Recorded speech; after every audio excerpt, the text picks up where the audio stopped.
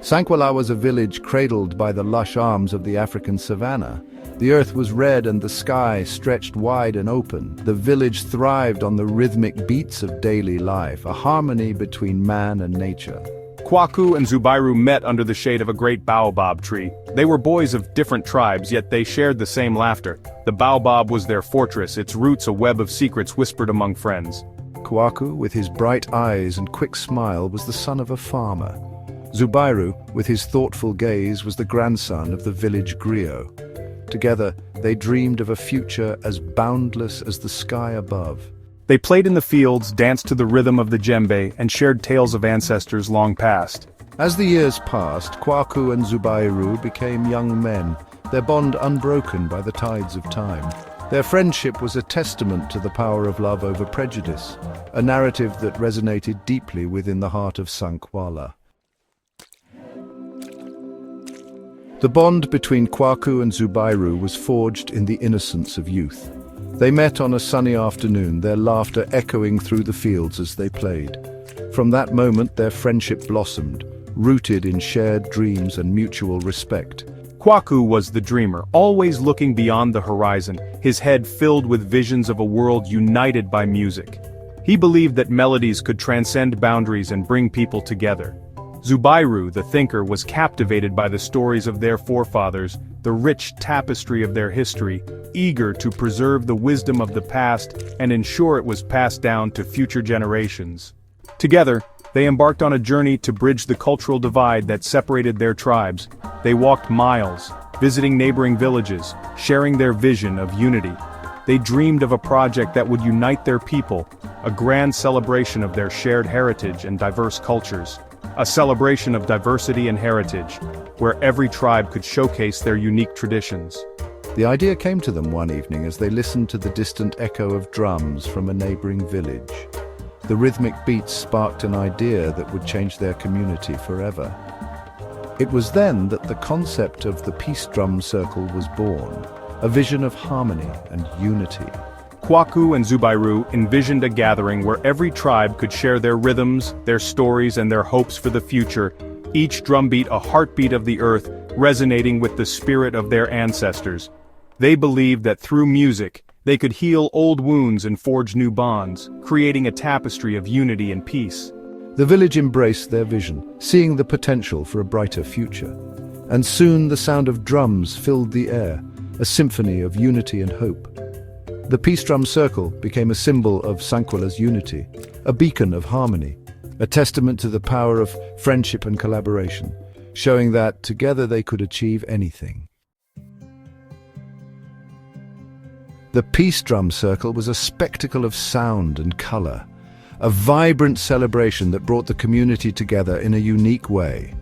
It was held in the heart of Sankwala, a village known for its rich cultural heritage and strong sense of community. Where the villagers gathered in anticipation, their excitement palpable in the air. The circle was a kaleidoscope of drums, each one unique, each one telling its own story through its design and sound, yet part of a greater whole, symbolizing the unity and diversity of the community. Kwaku and Zubairu stood at the center, their hearts swelling with pride and joy, their eyes shining with pride, reflecting the hard work and dedication they had poured into this event. They had worked tirelessly to bring their vision to life, overcoming numerous challenges along the way, and now it was unfolding before them, a dream turned into reality. The circle was a tapestry of sound, a beautiful blend of rhythms and melodies, each drumbeat a thread woven into the fabric of unity.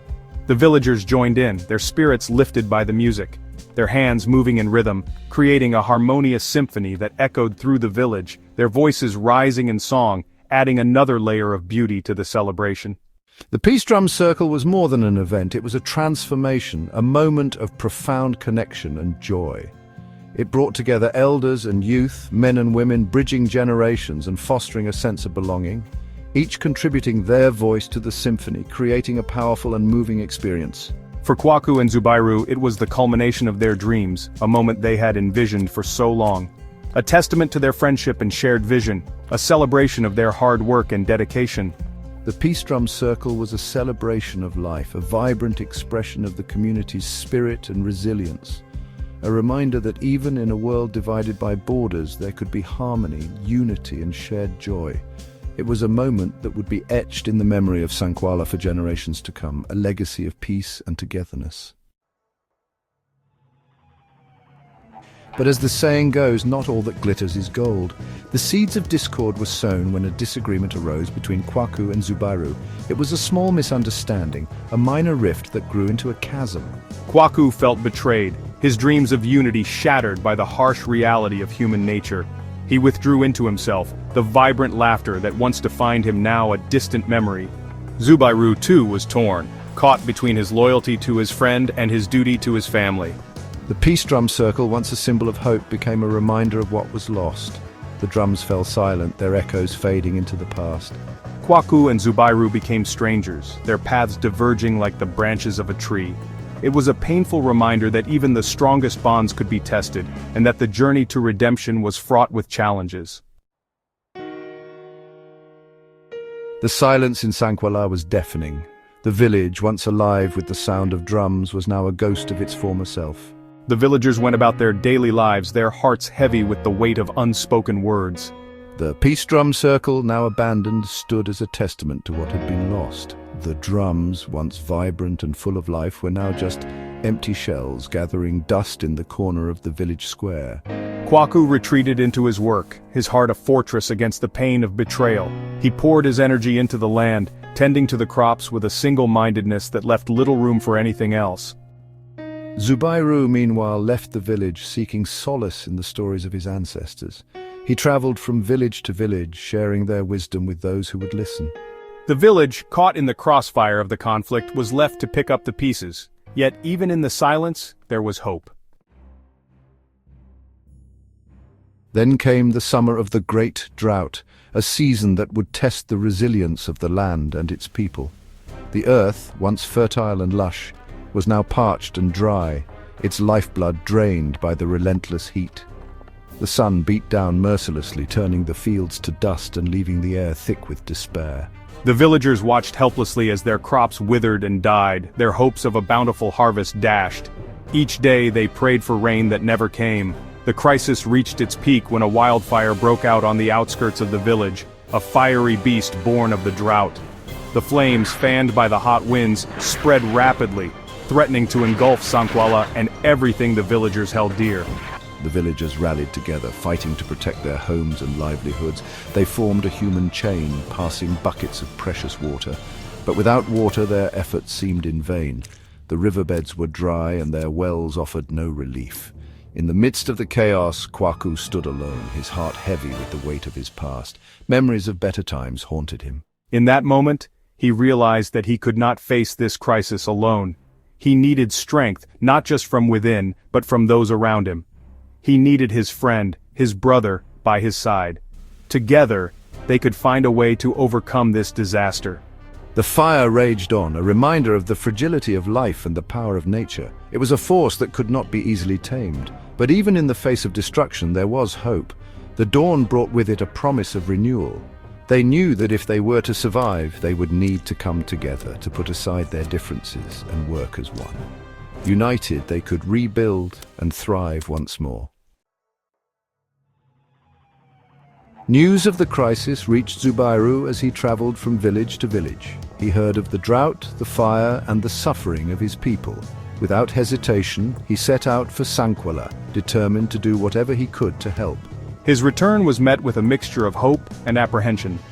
The villagers, wary of the past, were unsure of what his presence would mean for the future. He sought out Kwaku, his heart filled with both fear and hope. The sight of his old friend standing amidst the ruins of their dreams was a reminder of all that had been lost. The villagers watched as the two men faced each other, their eyes filled with years of unspoken words. It was a moment of truth, a chance for redemption. For in that moment, they realized that the future of Sankuala depended on their ability to forgive and to move forward as one. Amidst the chaos, an old woman stepped forward. Her voice, though frail, carried the weight of generations. With tears in her eyes, she pleaded for the return of the drums, for the healing of the village's wounds. The villagers, moved by her plea, began to gather around the abandoned peace drum circle. Kwaku and Zubairu, standing side by side, understood the significance of her words. They knew that the time had come to put aside their differences, to let the drums return, and to heal the wounds of the past.